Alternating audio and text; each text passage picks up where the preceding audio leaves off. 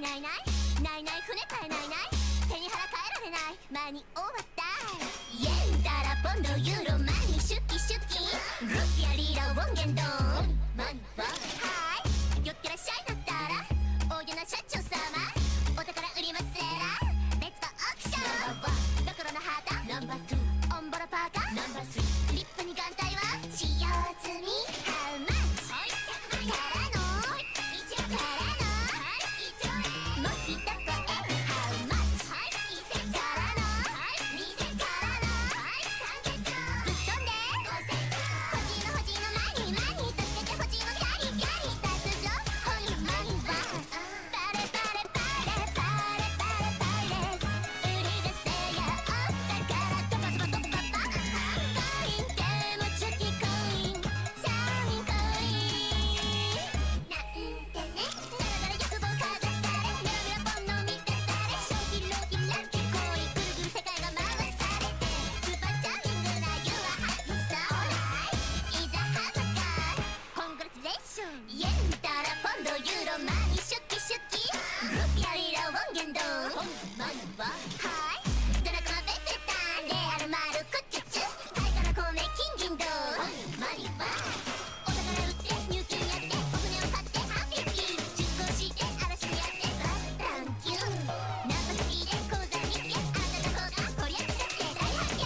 これをマリンと命名するじゃあ愛用チークブランチのフォークよだれスカーフまだ足りない抜き出せブーツサービスサービスわがままボディの巨大How much? からのもう一声 How much? からの2からのぶっ飛んでバレバレバレバレバレバレ売り出せやお宝ドバドバドバドバコインでもチュキコインシャイニンコインなんてねだらだら欲望かざされぐるぐる身ぐるみ剥がされどうもこうもなんもかんももろ堪能されされてスーパーチャーミングな You are happy so alright いざハマかコングラチュレーションイエンダラポンドユーロマニシュッキシュッキルピアリラウォンゲンドンマニははいドラゴマベセタンレアルマルクチュチュ貝殻米金銀銅マニはマリンの着るものなくなりんの寒いっちゅうのもうオークションなんてコリのゴリの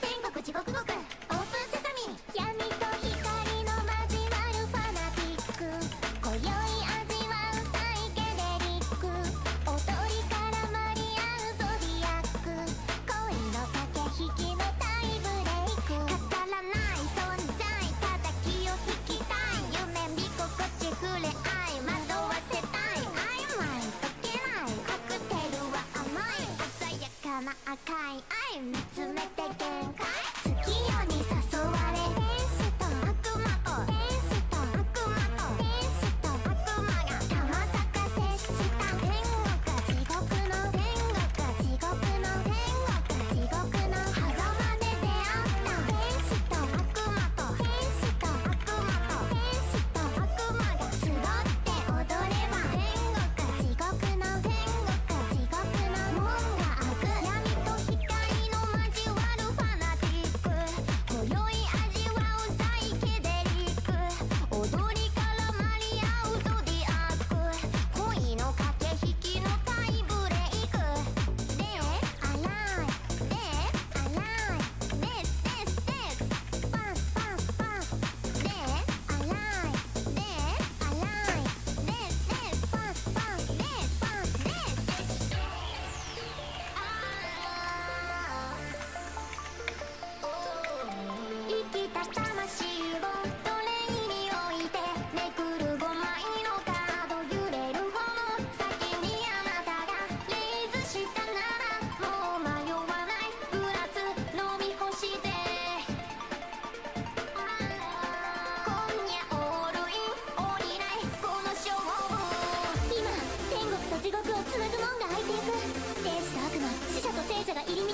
踊り笑い全ては混沌の中に飲み込まれていく。それは世界の終焉であり新たなる始まりでもあるのだった。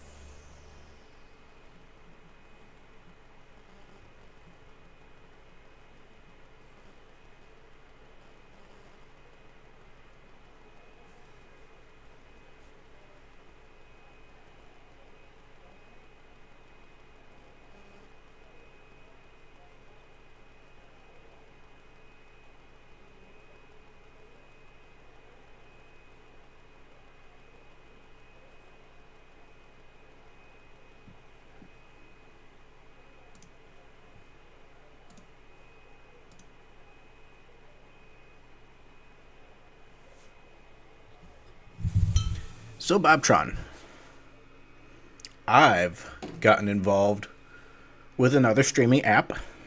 Yet another one.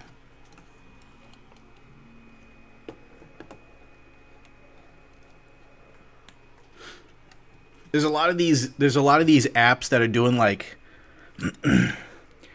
AI chats but with a community.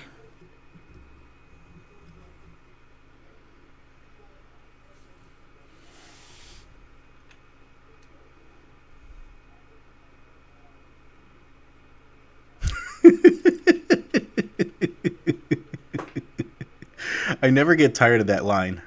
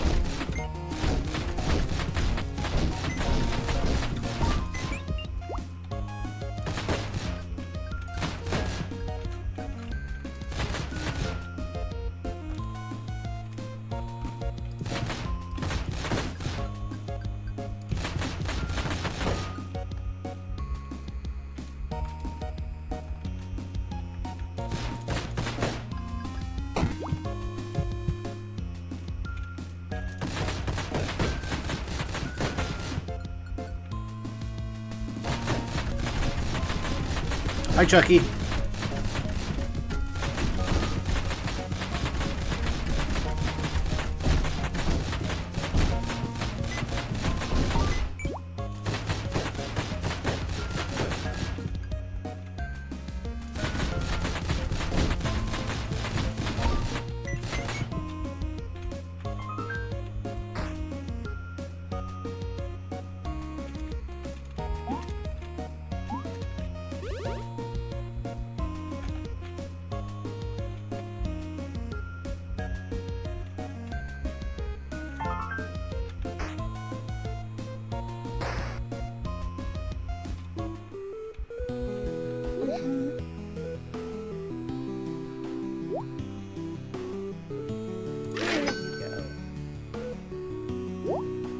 Be safe.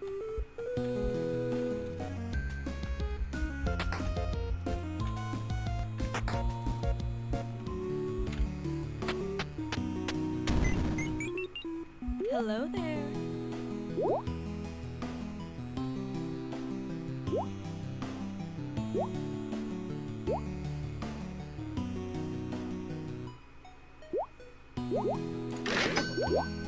Good luck.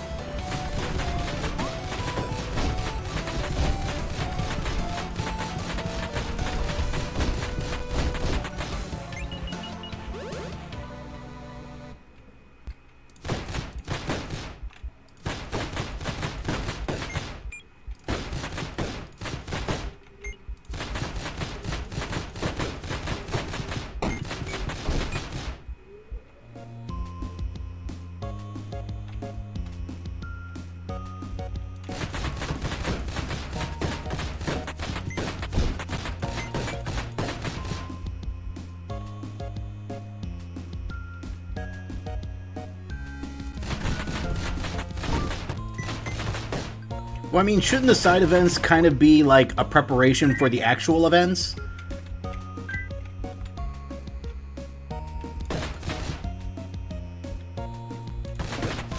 Yeah, they ruined GOAT format. Bah. Why, if I knew someone was coming in.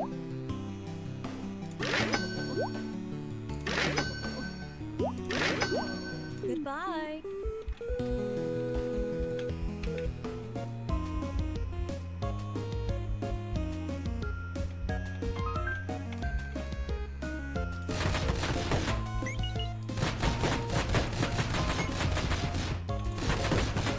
So Yu-Gi-Oh made some avant-garde decisions.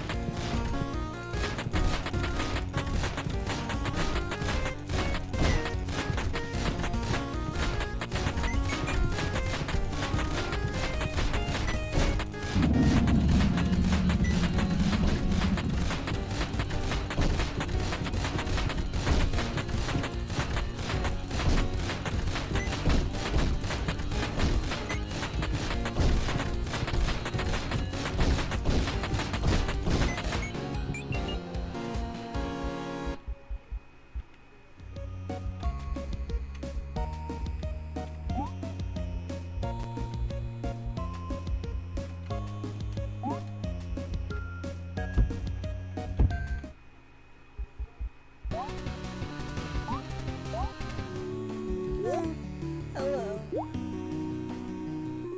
Be better. Be better. Be safe.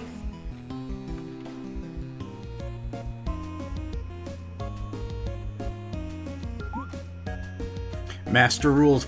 Are we on Master Rule 4 or 5?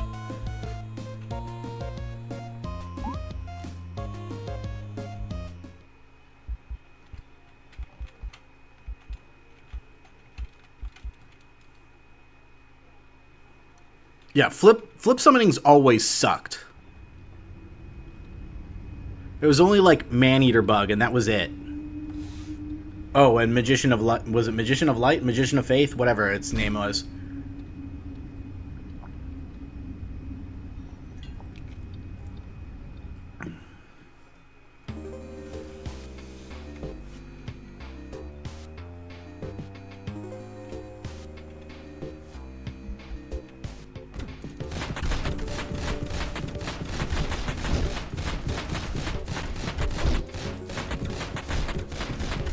So I guess we're going to need a Master Rule 6 now, huh?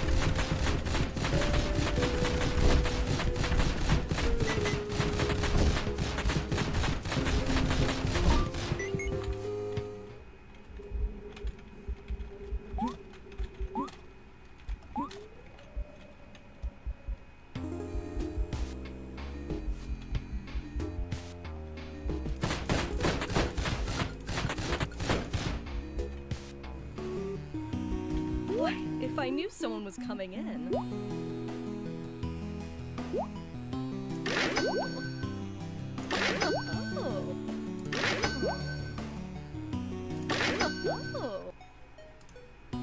Awooga.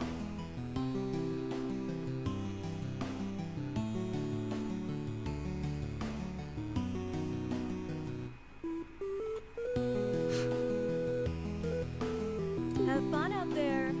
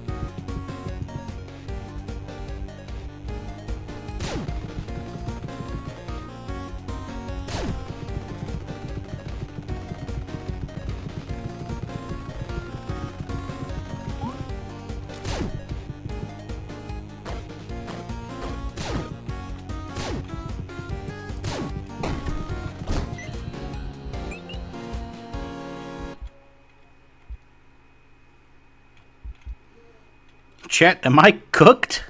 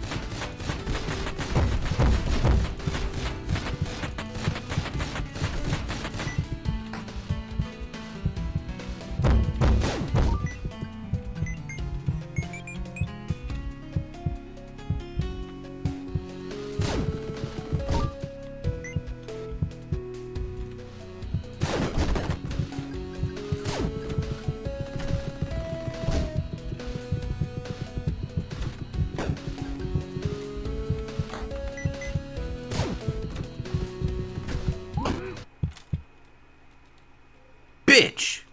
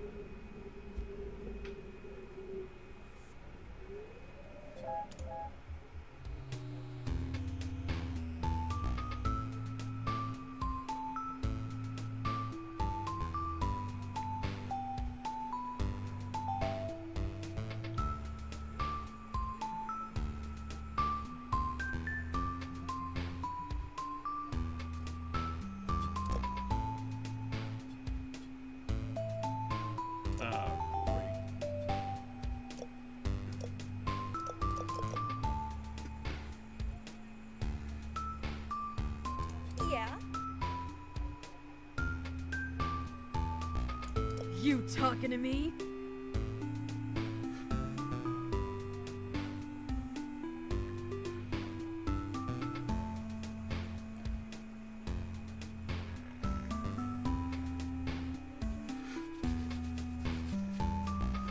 She looks like a One Piece character.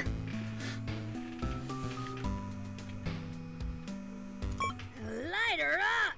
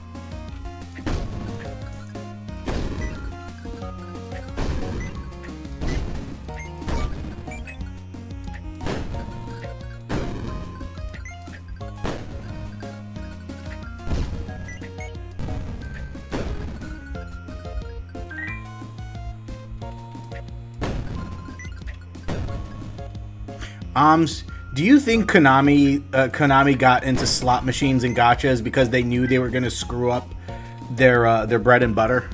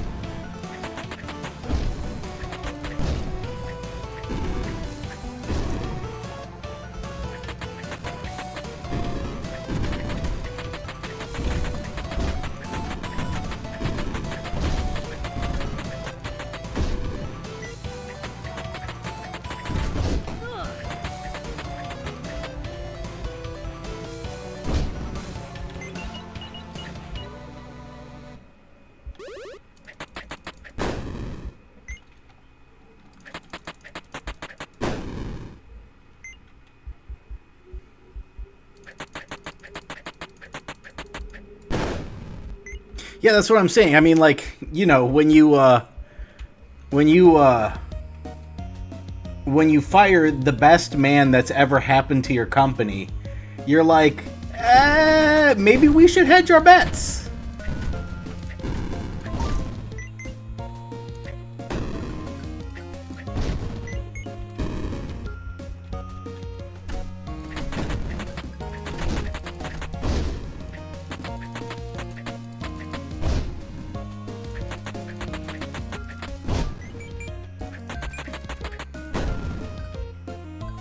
I mean, like, you know, Sony's biggest moneymaker in Japan is actually selling insurance.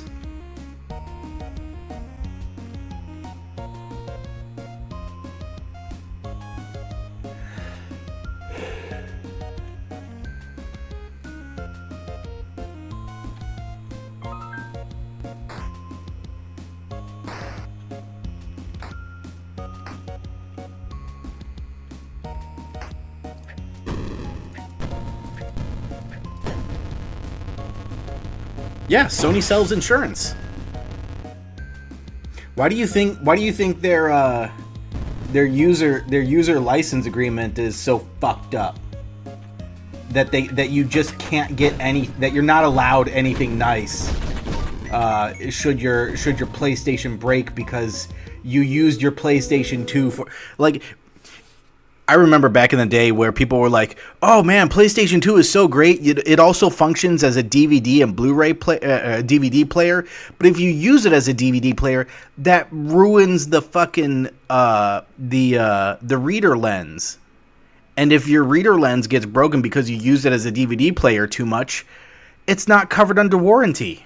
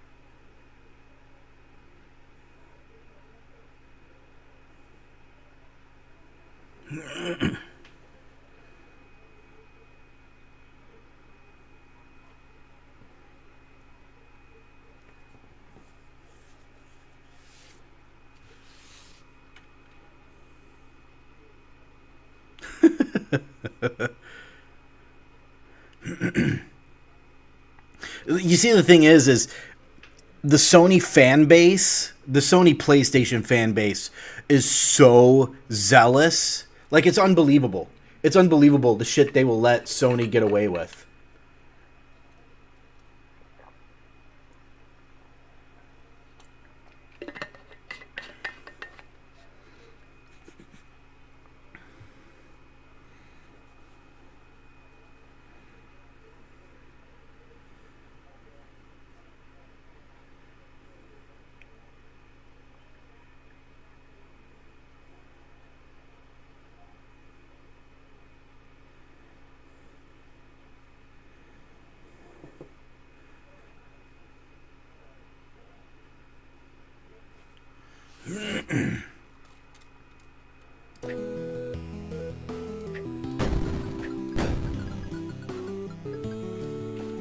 Stranger.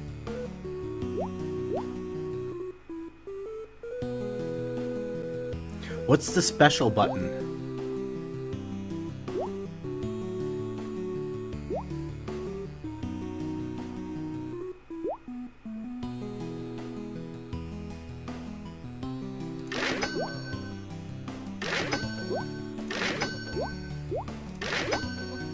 Good luck.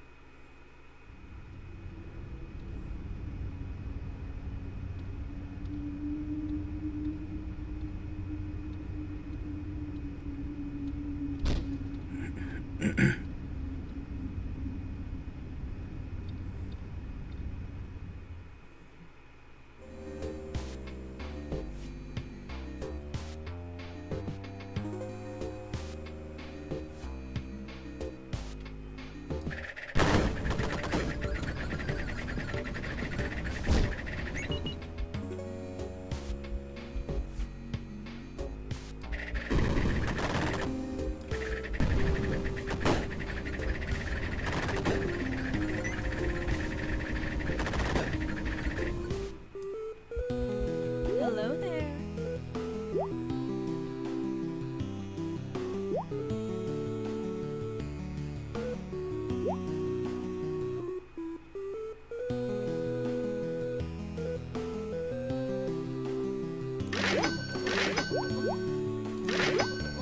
Good luck.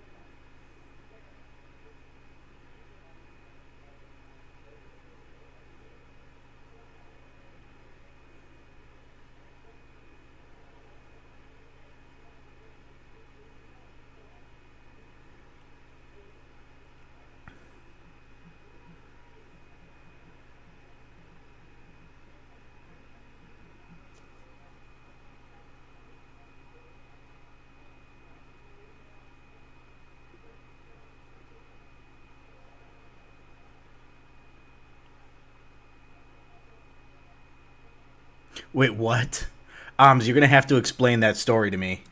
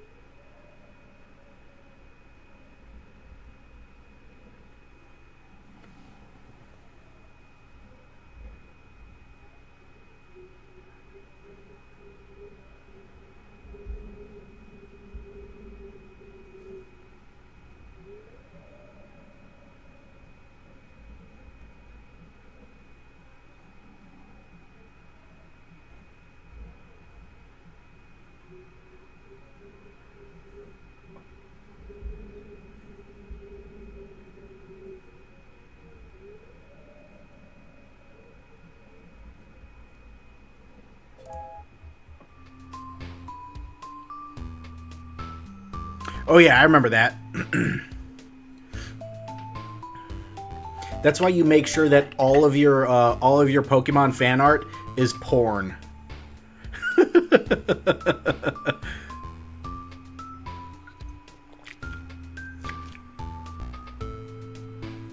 What is it? There's a story about the Disney porn vault, and what happened was there's a contract for all the animators of Disney movies, Disney animations, that every sketch and drawing that they make is exclusive property of Disney. So there's a lot of times where they just make porn. Alice in Wonderland, Little Mermaid, Snow White, what is it? The Princess and the Frog. Yeah, they just draw characters naked and having sex, and Disney's like, we can't burn it, we can't throw it away. It goes in a vault. They put it in a vault.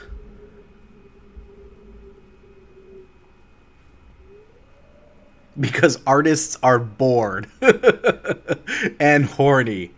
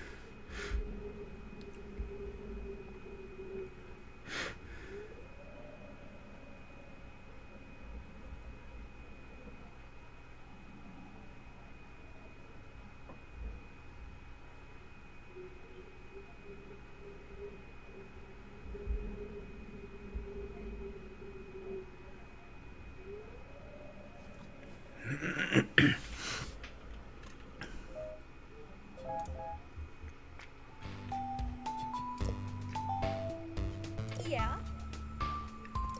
I call shotgun.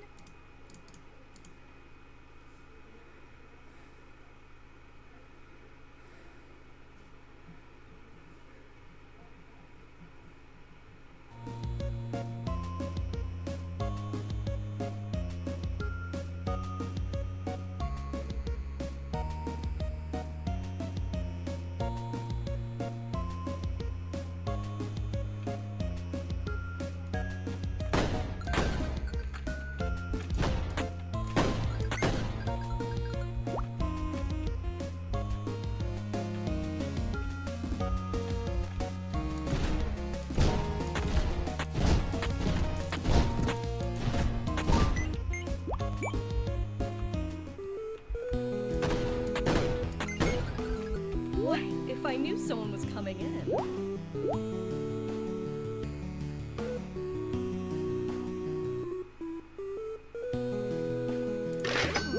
Have fun out there.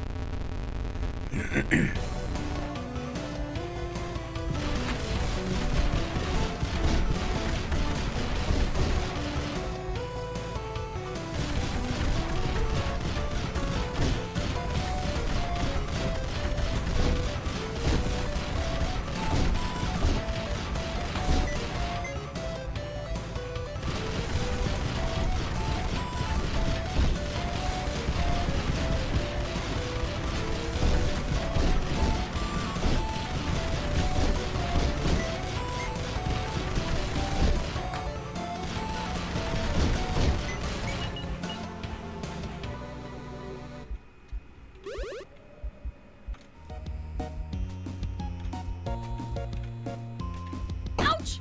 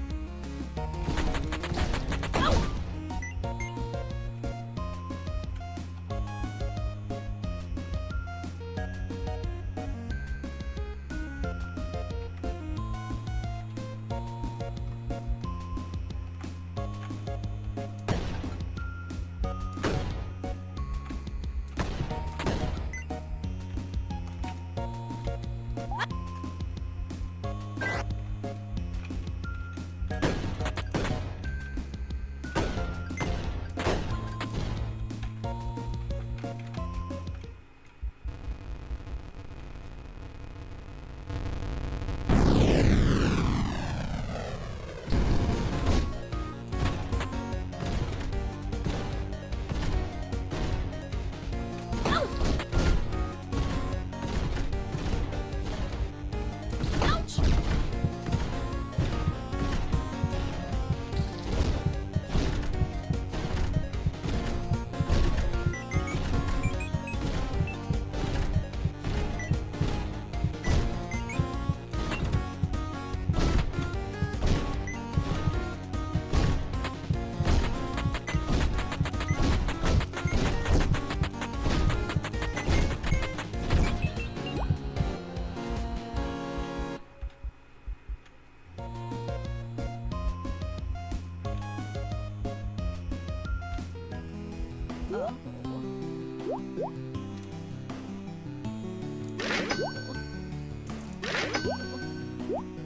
Goodbye.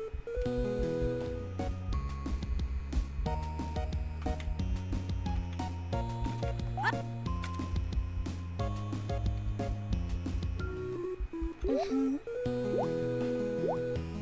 you go. Be safe.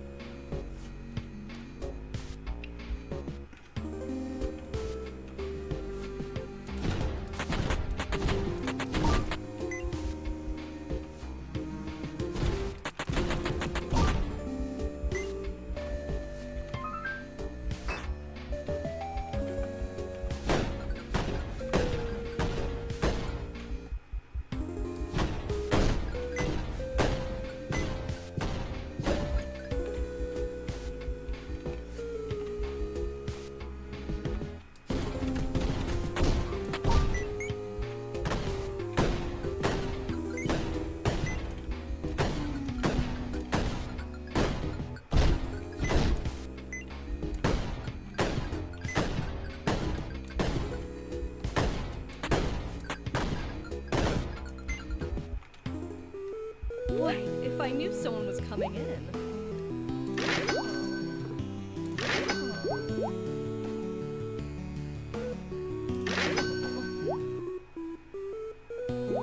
Have fun out there.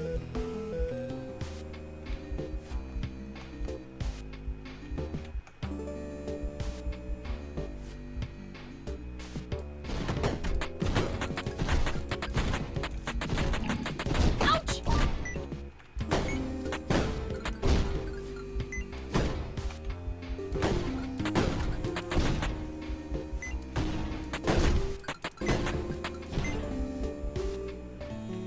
Like what you see? Bye-bye.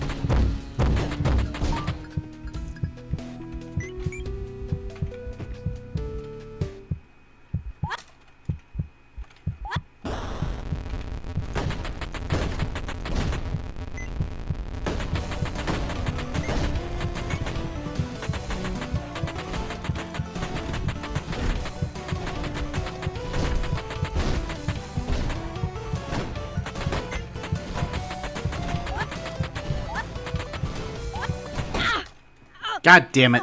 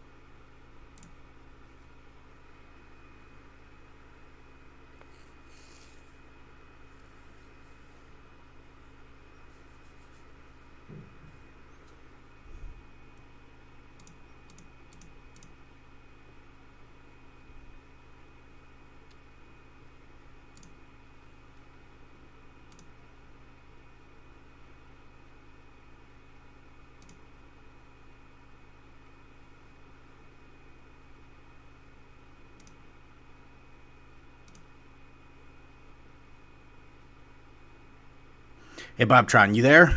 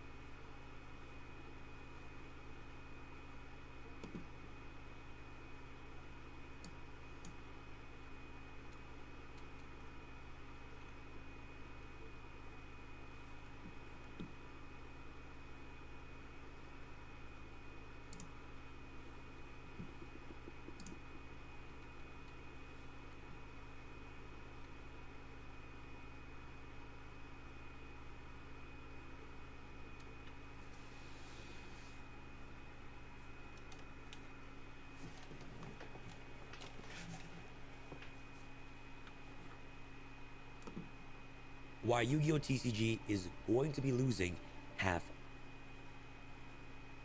its player base. And ladies and gents, I am not even exaggerating. In today's video, I want to be taking a deep dive on what exactly happened and why players, especially the returning ones, might be leaving this game for good.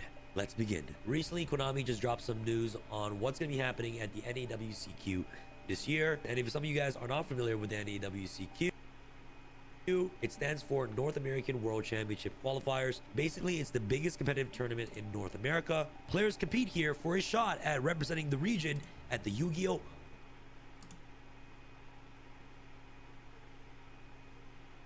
World Championships. This event is invite only, so you got to earn your way through regionals or by doing well in past events. For example, the YCS that I won last year in Cancun automatically qualifies me for the NAWCQ this year. And the winner of the NAWCQ to get a title of North American Championship and a ticket to Worlds, which is happening in Paris, France this year. Now, aside from the main event, NAWCQ is also known for its side events. You've got Attack of the Giant card, which is where players win massive giant prize cards that you guys see, the ones that are literally all around my studio. These are giant cards you can win at Attack of the Giant card. And of course, the Time Wizard event, which has become really popular and a huge draw for returning Yu-Gi-Oh players. And this is what this video is going to be all about: the Time Wizard format and the returning Yu-Gi-Oh players that are coming back into the game. And for those of you who are coming here for the very first time and asking, Sam, why is this significant? Why is this important? And what the heck is Time Wizard format? Let me explain. Time Wizard is basically Konami's official way of letting you go back and play older eras of Yu-Gi-Oh, but in a Rio tournament setting. Let's say you love the game back in 2010 or 2005 or whenever you started. Time Wizard lets you relive that exact format with the same ban lists, the same card pool, and even the same old rulings from that current era. These tournaments run anywhere from your local OTS stores, regionals, YCSs, and of course, the NAWCQ. Whenever tournaments organizes a Time Wizard format, they get to choose which era they want to run. So one event can be based on Edison, or another event can be based on Gold format. And everything from the mechanics to the Forbidden and Limited lists need to match those exact eras of whichever the tournament organizers host that Time Wizard event. So for instance, if you're playing a 2010 era format, you're following the exact same mechanics of cards in 2010 and following the same ban list of cards used in 2010. So you have those exact card pool for that specific era. Same thing for 2005. If you're playing Gold format, you have to be using Gold format rulings. And this event that Konami has brought back has gotten popularized, can't even say that word correctly, in regionals, YCSs, and NAWCQ. And it's actually attracting a lot of old school players back into the game. This type of format, it's fun, it's nostalgic, and most importantly, it's accessible for returning players who don't want to keep up with the modern game power creep. And on top of that, making this event official at YCSs and also NAWCQ actually makes players, returning players, fly out to these events to compete in a real tournament setting for real value prize cards. It can't get better than this. For those of you who love the way that old school Yu-Gi-Oh worked, the fact that Konami actually made this a format where returning players can actually get back into the game and enjoy what they used to love in a real tournament setting, that's a huge W. So now that we have all these returning players coming back to play old school Yu-Gi-Oh, so what the heck did Konami do to ruin all of this? Okay guys, let's take a quick look at their brand new update policy for the Time Wizard format. Time Wizard events use the available cards from an unlimited list rule regarding drawing on the first turn and the dueling field of the selected Time Wizard format. Starting at the NAWCQ this year, current game mechanics and current card text will be used for Time Wizard events. Current. This is crazy. There will primarily be 3 Time Wizard formats offered as public events at the NAWCQ 2025. The first format will use the April 2014 Forbidden Limited list, and the last legal set will be Realm of Light structure deck. This will be the April 2014 format, Time Wizard event. This format will be used for the Time Wizard Attack of the Giant cards public event. The second format will use the March 2010 Forbidden Limitless, and the last legal set will be Duelist Pack Kaiba. This will be the April 2010 format Time Wizard event, basically Edison. The third format will use the April 2005 Forbidden Limitless, and the last legal set will be Dark Beginning 2. This will be the July 2025 format Time Wizard event. While these three formats will be primarily formats offered, they aren't the only formats possible.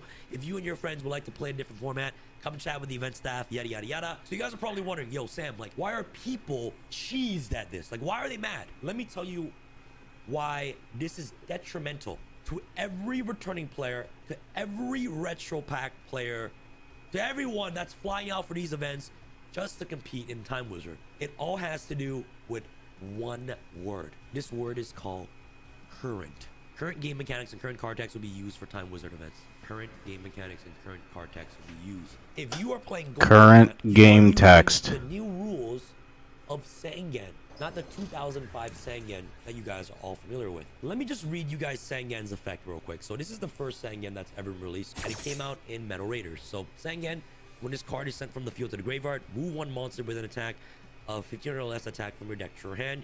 Your deck is then shuffled. This is the first ever released print of Sengen. Nothing complicated about it. Goes to the grave, you search your monster. Very simple. Back in Gold format, what does the modern version of Sengen look like? If this card is sent from the field to the graveyard, add one monster with 15 or less attack from your deck to your hand, but you cannot activate cards or the effects of cards with that name for the rest of this turn. You guys see the difference in text, right? For instance, if you have a Sengen on the field and you want to get rid of your opponent's monster in Gold format, what are some of the ways to get rid of your opponent's monsters quick in Gold format? Well, you got Exile Force, right? So what you could do in 2005 Yu-Gi-Oh! Is you can summon Sengen, crash to one of your opponent's monster, or tribute summon Sengen, or whatever. Ideally, you want to crash to your Sengen. Sengen, in effect, will search Exile Force directly from the next hand. If you haven't yet normal summon yet the turn, and you want to get rid of that big monster your opponent has, you can normal summon, of course, the Exile Force, and you just search off Sengen, and use Exile Force effect to tribute itself to destroy that monster on the field. But now, since Konami made this rule that we have to use the current modern text and game mechanics, this is the effect of Sengen that you have to play with. It's dumb as hell, I'm being honest. So that means that you can't even use Exile Force effect because Sengen says, but you cannot activate cards or the effects of cards with that name for the rest of this turn. So we're applying modern day effects to 2005. How does that make any sense? I'm not sure. Don't know why. I don't know what's going on, but that's basically the gist of it on what you guys are doing with current game mechanics versus the era specific game mechanic that the card was printed during that time. This, in my personal opinion, is a hot mess. So now let's take a quick look at all the reactions of all the people on Twitter. Simo literally wrote, what the actual... Simo wrote, I'm so tired of this. And I know Alex plays Time Wizard. I know Alex goes to events to play Time Wizard, which makes sense. You know, some people don't want to play Modern. That's okay. MBT wrote, is this real? I'm really hoping this is something they'll reverse after public outcry, because this is completely warps every single Time Wizard format and removes a guarantee that you'll be able to play it into the future as erratas leak out. With the amount of people that are actually upset at this, they should revert this. Oh, okay, Gage. Oh my God, guys. Nimnim, aka Gage, is a huge advocate for Time Wizard, and I know that this guy collects high rarity cards for Edison format, and he plays in this format that every single YCSC he goes to, is because he truly enjoys this format. And here's what he has to say. No ultimate Time Wizard events at Nats? Sure. Current card text and game mechanics for Time Wizard events? Actually unbelievable. This company is so dog. LMAO, what a joke. He's actually cheesed. This was the last way I interacted with the physical TCG, and if this change happens, I will just not go to events anymore. How do you f this up so bad? Look, guys, remember, people fly to actual events to play this format. Rip Time Wizard Yu-Gi-Oh format, absolutely disgusting. The whole point is going back in time. Using updated cards and rules is insane. This is crazy. The whole point is going back in time. Using updated cards and rules is insane. I don't really play this format. I play Modern Yu-Gi-Oh, so it personally doesn't affect me.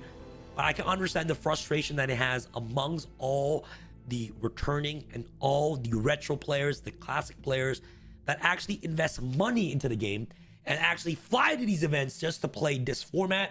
I feel them, bro. And by the way, if Konami, if you ever came across this video, I'm not here to bash or anything. I'm just here to voice out what other players or other people are feeling. You know what I'm saying? I'm here to give constructive criticism and feedback. to you guys as a company, because at the end of the day, this game is my life. You know what I'm saying? And I can understand it being in their shoes. These guys right now, Simo, MBT, Gage, House of Champs, and many more that are playing Time Wizard events. I understand, bro. I understand. Because, bro, like imagine putting so much money and so much time into an event that they have made official and give real tournament prizing for, and then decide just to axe it randomly. Like I don't know why. Like, what's the reason behind this, right? I have no idea why they have to do that. Like, how are you going to use current card text for an event, for a format that is supposed to take you back in time, right? So I'm not here to bash on the company. I'm not here to talk smack. I'm just here to voice out their opinions. And since I have a big platform here on YouTube, I feel like it is necessary for me to make awareness out there that, you know, Konami, you know, the game is nothing without its player base, right? So if you guys can definitely take this into consideration and kind of, you know, take this back, that'll be absolutely amazing, right? But the most important thing is, like, if you guys are, as you guys are watching this video, Sam, like, is that it? Like, Sangan is just hit? Is that it? Like, that doesn't sound too bad. Well, what if I told you guys that there are more cards that got absolutely destroyed other than Sangan by using modern rules instead of the rules based on the era that they're from? Let me explain, okay? This is about to blow your friggin' minds. First, let's talk about Raiko Lightsworn Hunter. Back in 2010 Edison format, Raiko targets. So if you guys will read this version of Raiko, it says you can target one card in the field, destroy that target, send the top 3 cards of your deck to the graveyard. Very simple. This is the latest version of Raiko and the latest modern updated version of Raiko. And it says you can destroy one card in the field, send the top 3 cards of your deck to the grave. This card does not target. So why is this card bad using the modern ruling in Edison format? Well, you guys know Titanium Princess of Camarellis. And this card says when a card or effect is activated, targets a card on the field. Quick effect, you can choose one face a plant monster to get the activation, and if you do, destroy it. So now, Raiko just bypasses Titanium. Before, plant decks used to have a counter to Raiko because Raiko targets. But now if you're playing Raiko in your deck versus plants, Titanium does absolute nada because we're using the modern text in 2010. Ladies and gents, it stops Machina Fortress. Before resolving an opponent's monster effect that targets his face-up card, look at your opponent's hand and discards one card from their hand. So now Machina Fortress doesn't work against Raiko anymore because Raiko no longer targets. You can't look at your opponent's hand and discard a card, but you can just go Raiko, pop your Machina Fortress. Wow, amazing. Modern Raiko destroys machine decks and destroys plant decks. Bypasses all the cards that originally stopped Raiko. Crazy. And then you guys are probably asking, what else? Ladies and gentlemen, there is no longer priority. Priority is a term that refers to a player's right to be able to activate his or her card effects as Chain Link 1. Priority does not allow players to automatically activate and resolve effects without a chain, but simply assures a card activation as Chain Link 1. Priority determines who can activate a card or effect at any particular point in the game. Priority is a property that a player has, not that a card has. The turn player always starts with priority. Let's say you normal summon Exile Force, and Exile Force isn't an ignition effect on summon. It's a card or effect that you can use while it's on the field. So if a turn player normal summons Exile Force and calls priority, that means your opponent, if they were to trap pull it, you can still priority chain Exile Force to pop an opponent's monster, right? That is priority back in the day, 2005 and 2010. But now, since we're using modern game mechanics and modern rules for 2005-2010 format, priority no longer exists. So if you normal summons Exile Force and they respond with Trap Hole, you cannot tribute Exile Force to pop a monster. That's just how it is. Another example, usually in gold format, you can normal summon Tribe Infecting Virus, call priority, okay, to discard a card to use its effect. Now you can no longer do that. You have to normal summon Tribe Infecting Virus, wait for your opponent's response. Then if they have no way to stop the summon, you can then activate Tribe Infecting Virus to nuke the whole board. Having no priority will actually kill this entire Time Wizard format event. Crazy. Oh my goodness, another thing. If we're using modern game mechanics for a back in the past format like Gold format or Edison, that means you don't draw 6 on the first turn. Another example is Elemental Hero Absolute Zero doesn't trigger when bounced. So if you compulsory evacuation device an Absolute Zero, you know, back in Edison format, you can trigger Absolute Zero to just still nuke the board. But now with the current modern ruling, you can't use Absolute Zero's effect. Cards returned to the extra deck cannot trigger their effect. So you guys know Mirror Jade, right? If Mirror Jade gets returned to the extra deck, in modern Yu-Gi-Oh, Mirror Jade cannot trigger its effect. So this exact same rule will apply to Elementary Hero Absolute Zero. If your opponent were to compulse an Absolute Zero, that thing is not triggering, ladies and gents. Another example is DD Crow on Dandelion. If you DD Crow, if Crow banishes Dandelion, you don't get tokens. Oh my god, ladies and gents, this is a new one. Goyle Guardian. This right here is the original Goyle Guardian. One tuner plus one or more non-tuner monsters. When this card destroys the opponent's monster by battle and sends it to the graveyard, you can special summon that monster to your side of the field in face-up defense position. This was Goyle Guardian back in the day. Now we have to use modern Goyle Guardian. Let's take a look. One Earth tuner plus one non-tuner monster. So before it says one tuner, now for modern, it's one Earth tuner. You can't make this a Plague Spitter zombie anymore, ladies and gents. You need an Earth tuner. So you guys better fill your deck with X-Ray Airball, guys. That's an Earth tuner. Goyle Guardian is not playable anymore. Oh, this is a huge one. This is a huge one. Future Fusion. Send from your deck to the graveyard fusion materials that are listed on Fusion card. And select that fusion monster for your extra deck. Special summon the selected fusion monsters during the second standby phase after turn activation. This was Future Fusion back in the day, right? You activate some dragons, active Future Fusion, send 5 dragons, and you basically have your full dragon deck completed. This was the one, this was the version back in the day. Now we have to use this one. Imagine using modern day Future Fusion back in 2010.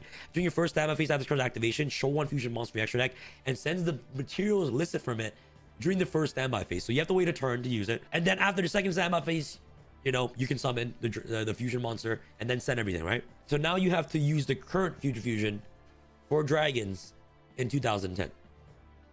So I'll be honest, dragons are completely unplayable now. Brain control is literally what you guys known for. Pay 800 life points, steal a monster. Now we have to use the modern day brain control where it says pay 500 life points, steal a monster that can be normal summoner set. What? We have to use the modern day rescue cat versus the old school one. We have to use the modern day Red Eyes Darkest Metal. You can only summon it hard once per turn. Whereas back in the day, if you have multiple copies, you can spam, right? All these Neo Errata cards will not be able to function with these brand new updated rules. Cards that got a huge boost from this is like Book of Moon. Now, like Book of Moon, since there's no priority now, Book of Moon actually becomes like a very good card. It's just insane. Like you see your opponent summons a monster, activate Book of Moon, flip it face down, no priority. Crazy. Trap cards become powerful too, like Trap Hole, like I mentioned with Exile Force. Trap Hole becomes insane. Raigeki Break becomes insane without priority. All right. Phoenix Wind Blast becomes insane without priority. And now, since Raigeki Break and Trap Hole and all these cards are coming back, now because there's no longer priority, Stardust Dragon becomes a god card as well. This card is absolutely insane at stopping destruction. Imagine using modern day Sinister Serpent for gold format. 2 completely different effects. 2! Insane! And what makes Yu-Gi-Oh! Such a wonderful game is the fact that there are a variety of different formats. Magic the Gathering has modern format. Magic the Gathering has Commander format, right? And I'm pretty sure Magic supports both formats really well. You guys can correct me if I'm wrong. And they embrace both player base. Why can't Konami just learn from that and just follow the same thing? Like, I don't get it. Like the term, if it ain't broke, don't fix it, right? Like, was there anything wrong with Time Wizard before? For what I can assume right now, from just thinking right now on why they decide to implement this rule, is the fact that it has to do with like tournament rulings. Maybe like current judges don't know Time Wizard format rules, and it's like withholding or like kind of like delaying their tournaments at any WCQ or YCSs. Because like, for example, like imagine a modern judge judging for Time Wizard events, and a player calls a judge and they come and they're like, yo, my opponent says this, my opponent says that. The judge doesn't know that era's ruling for it, and they just give you a wrong ruling, and that can just like take away from like delaying the tournament, and that can just delay the tournaments even longer. That's maybe the only thing I can think of. And again, I just want to preface this, Konami, if you're watching the video, I'm not bashing the company at all. I love the game. I'm Yu-Gi-Oh is my life. There's no reason for me to hate you guys. There's no reason for me to talk about you guys. But I feel like, you know, I have an importance to the community to actually make these players' voices be heard. With the public outcry that Konami's having right now, Konami, if you can just read the players' cries and their feedback. Yeah, Konami, please figure this out. Thank you guys so much for watching. I'll catch you guys at NEWCQ. This is your boy Sam from Team Stars Hanny.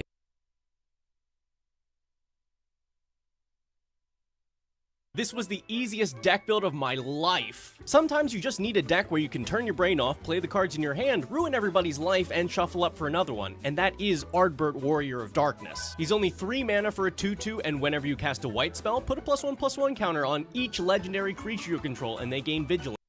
Or whenever you cast a black spell, put a +1/+1 counter on each legendary creature you control, and they gain menace. There are more than 80 legendary creatures that are both white and black spells. Because in case you didn't catch it, if you cast a spell that's both white and black, you get both triggers on one spell. So the version I built over on Moxfield has over half of the spells that double trigger Ardbert, and every single creature in the deck is legendary. Orzhov conveniently also has a lot of removal that is both colors. Now, could I have gone even more all in on the theme and made every single spell in the deck both white and black? Sure, but I didn't feel like thinking that hard. And I also wanted the deck to be functional and have things like card draw and ramp.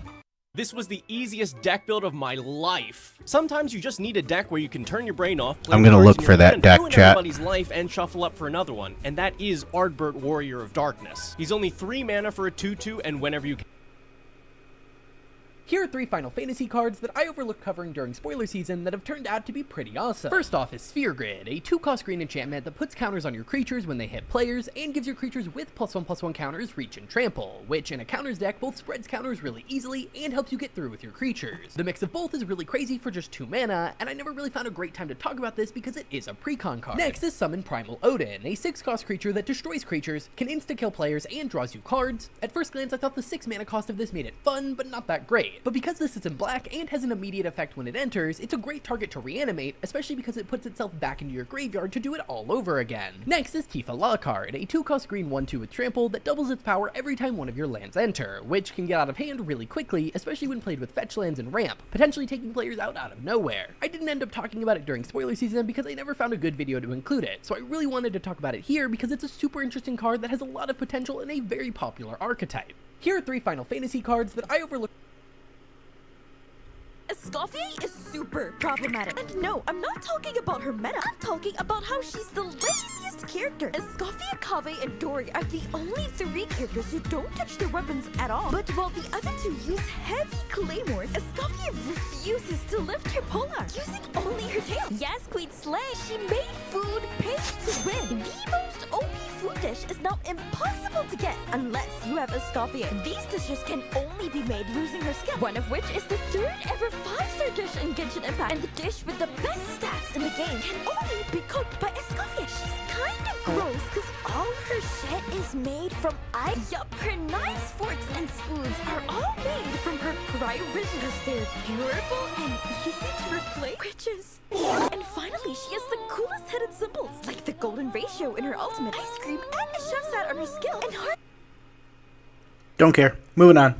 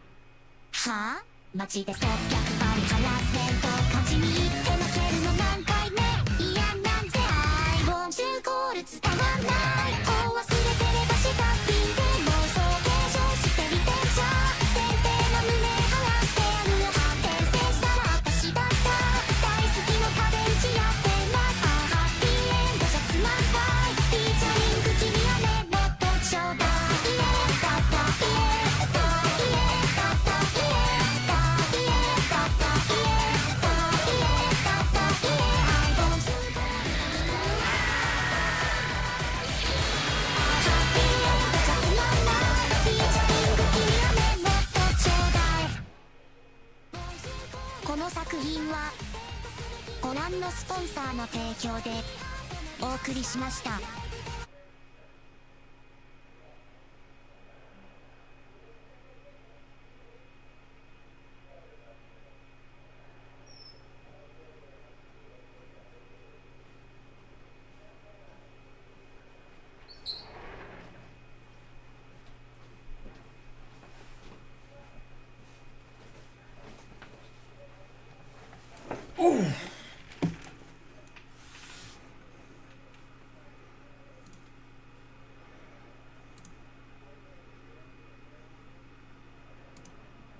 All right, back to the game.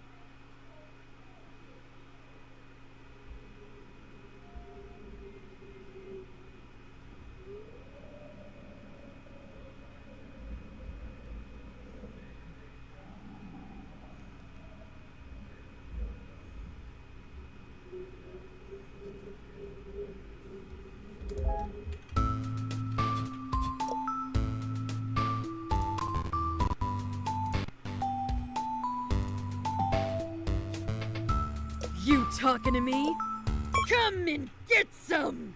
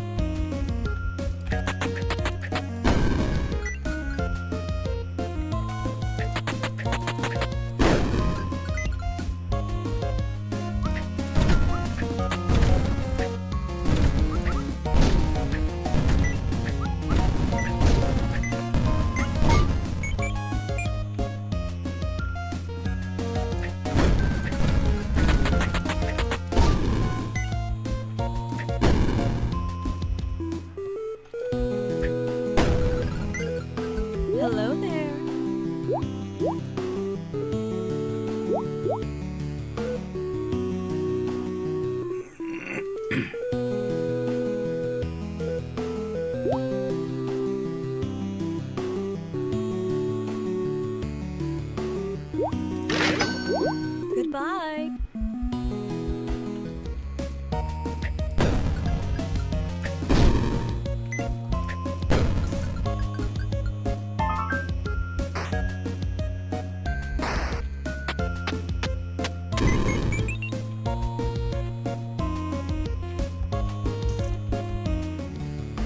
Stranger. Good luck.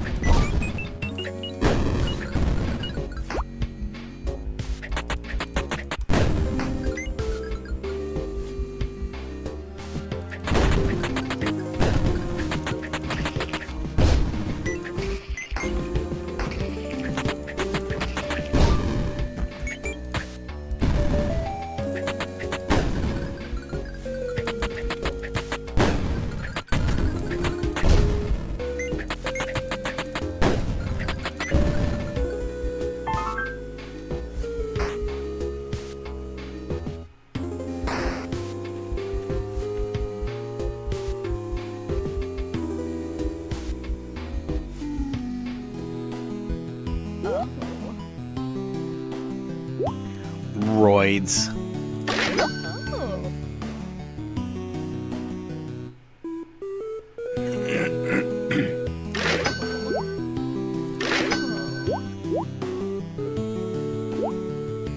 Good luck.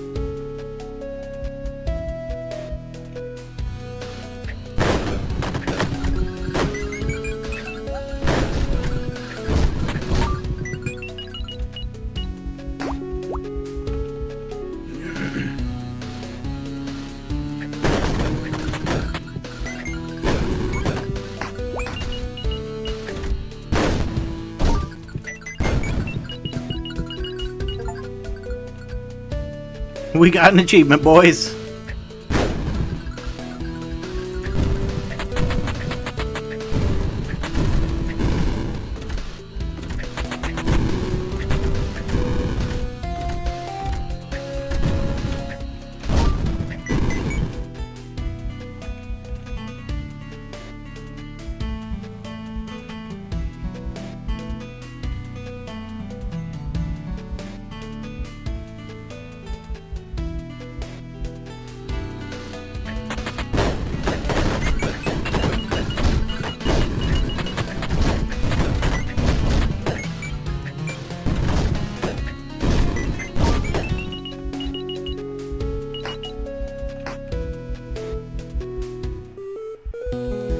What if I knew someone was coming in?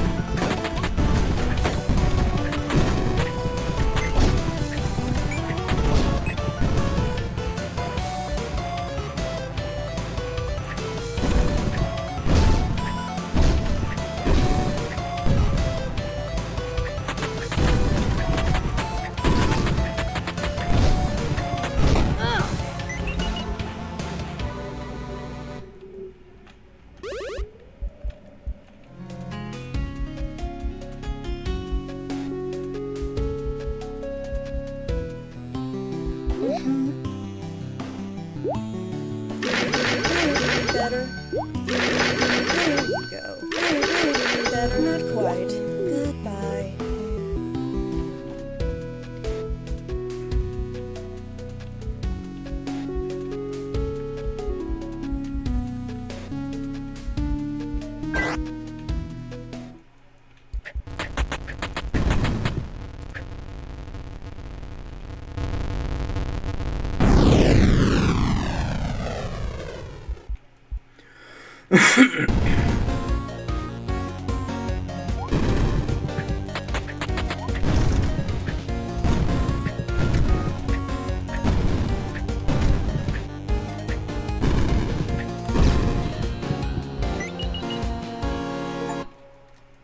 And there's another achievement.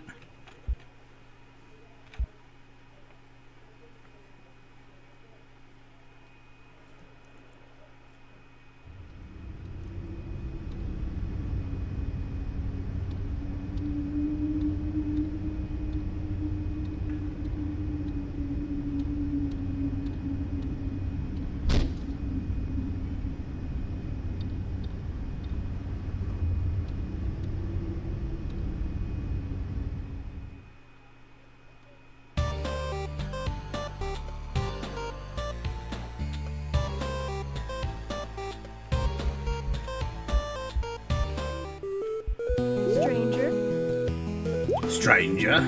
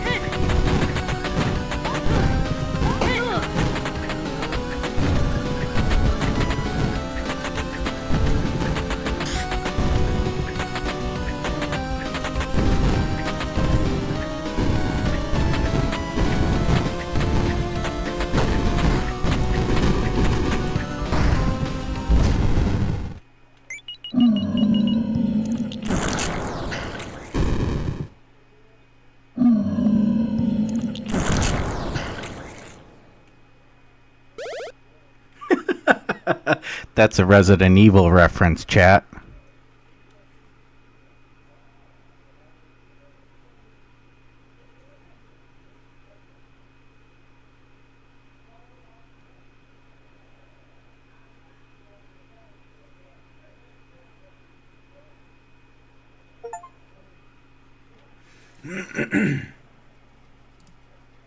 And another one.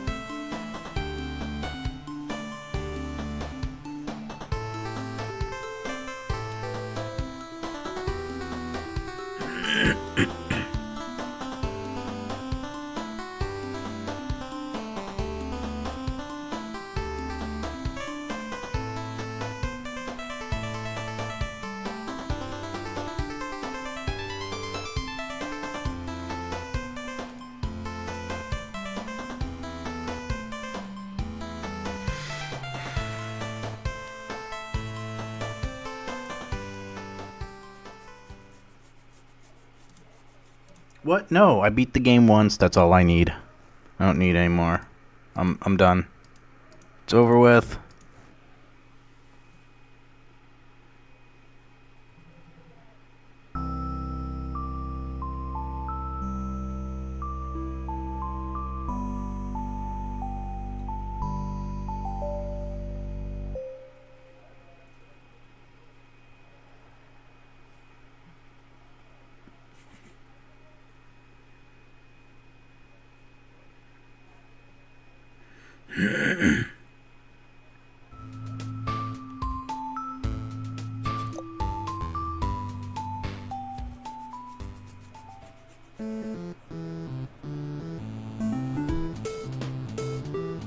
Oh, she's cute.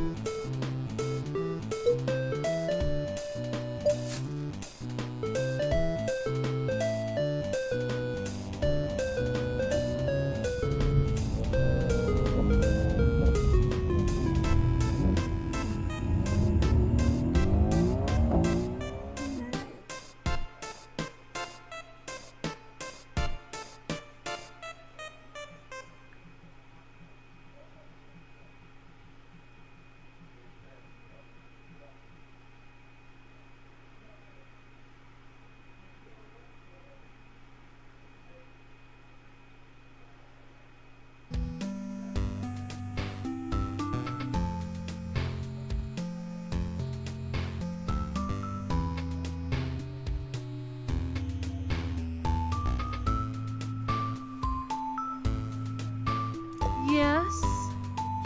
You talking to me?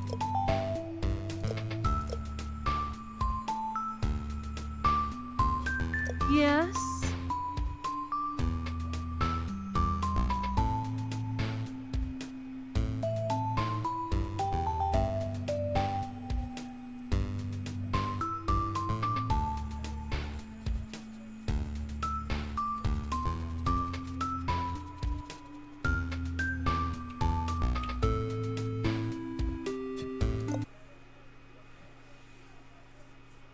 I'm gonna end the stream now.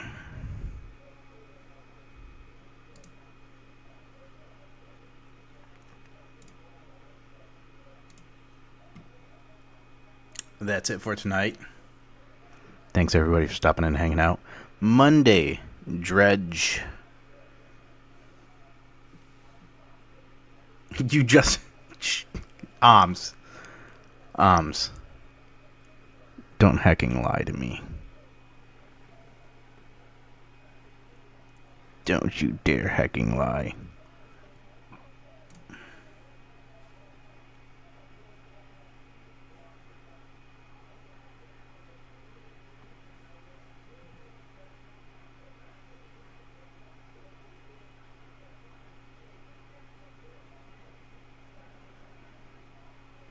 I lost my train of thought. So, yeah. Tomorrow, Dredge, thank you guys also very, very much for hanging out. I will see you all